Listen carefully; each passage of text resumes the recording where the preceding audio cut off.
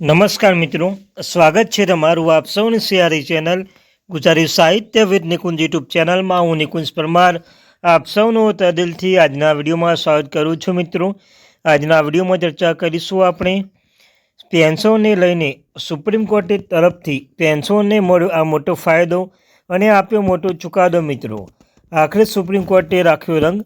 જો તમે ગુજરાત રાજ્યના પેન્શનધારક છો તો તમારા માટે આજનો આ વિડીયો ઉપયોગી બનશે. મિત્રો, વિડીયો શરૂ કરતા ચેનલમાં નવા છો ચેનલ સબસ્ક્રાઈબ કરી લો. તમને અમારી ચેનલ પર સરકારી કર્મચારી હોય, મિત્રો, સરકારી કર્મચારી, પેન્શનરો હોય કે નિવૃત્તિ કર્મચારી હોય, તેમના માટે પગાર, પેન્શન, ડીએ, ડીઆર, એચઆરએ અન્યના કોઈ પણ અપડેટ આવે તો આપણી આ ચેનલ એટલે કે મિત્રો ગુજરાતી સાહિત્ય વિથ નિકુંજ યુટ્યુબ ચેનલ પર તમને હરેક માહિતી પ્રોવાઈડ કરવામાં આવશે.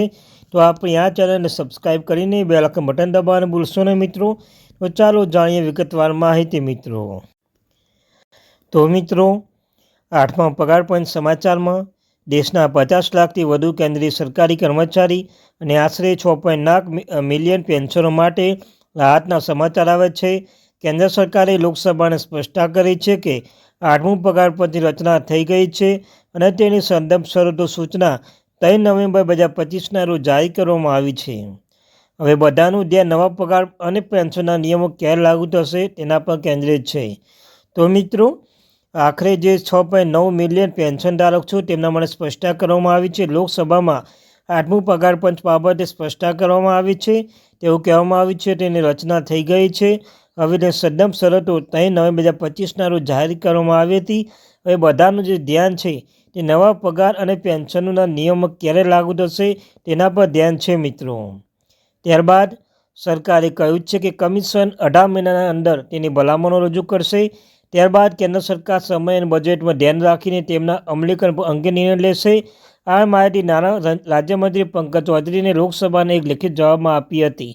તો મિત્રો, દેશના નાણાં રાજ્યમંત્રી પંકજ ચૌધરીએ એ પોતે કહ્યું છે કે જે બજેટ છે, જે 18 મહિનાની અંદર જે રિપોર્ટ તૈયાર કરવામાં આવશે તે રિપોર્ટ ત્યારબાદ જે કેન્દ્ર સરકાર છે તે સમય અને બજેટ ધ્યાનમાં રાખીને તેમના પર અમલીકરણ નિર્ણય લેશે. આ અંગે નાણામંત્રી પંકજ ચૌધરીએ ચર્ચા કરી છે. મિત્રો, સરકારે જણાવ્યા મુજબ 8મા પગાર પંચની રચના થઈ ચૂકી છે અને તેની સંદર્ભ શરતો જાહેર કરવામાં આવી છે.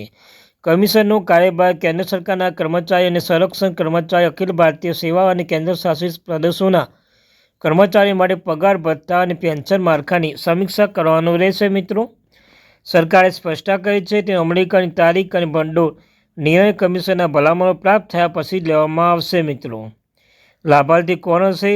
તો સરકારે જવાબમાં જણાવ્યું હતું કે કમિશનનું કાર્યક્ષેત્ર 50.14 લાખ કેન્દ્ર સરકારના કર્મચારીને આશરે 69 લાખ પેન્શનોને આવરી લેશે.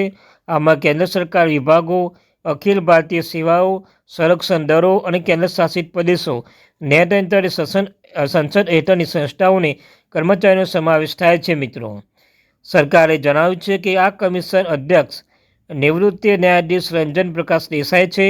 પ્રોફેસર પુલક ઘોષને પાર્ટ ટાઈમ સભ્ય તરીકે નિયુક્ત કરવામાં આવે છે, જ્યારે પંકજ જૈન સભ્ય સચિવ છે અને કમિશન મુખ્ય મથક દિલ્હીમાં આવેલું છે. મિત્રો, સરકારે જણાવ્યા અનુસાર કમિશન તેની રચના 18 મહિનાની અંદર અહેવાલ સુપરત કરશે. આ પછી કેન્દ્ર સરકાર બધી ભલામણો સમીક્ષા કરશે અને અંતિમ નિર્ણય લેશે.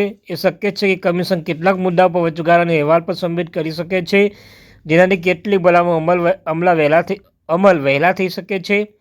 જો કે સરકાર સ્પષ્ટતા કરી છે કે અમલીકરણ તારીખ હજુ સુધી અંતિમ સ્વરૂપ આપવામાં આવી નથી અને ભલામણ પ્રાપ્ત થયા પછી તરત જાહેર કરવામાં આવશે. મિત્રો, ત્યારબાદ આગળનો રસ્તો અને અપેક્ષા શું છે?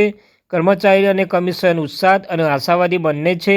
પાછલા પગાર પંચ 7મા પગાર પંચ કર્મચારીને પગારમાં નોંધપાત્ર સુધારો કર્યો હતો. હવે બધાનું ધ્યાન 8મું પગાર પંચ નવી ભેટ લાવશે તેના પર કેન્દ્રિત છે. સરકારનું વલણ સકારાત્મક માનવામાં આવે છે, કારણ કે આ વખતે કમિશન આધુનિક આર્થિક જરૂરિયાતો અનુસાર અહેવાલ તૈયાર કરવા માટે વ્યાપક સત્તાઓનો આપવામાં આવી છે. મિત્રો, તો મિત્રો, આ ત્યાંથી મહત્વપૂર્ણ update. Thank you very much.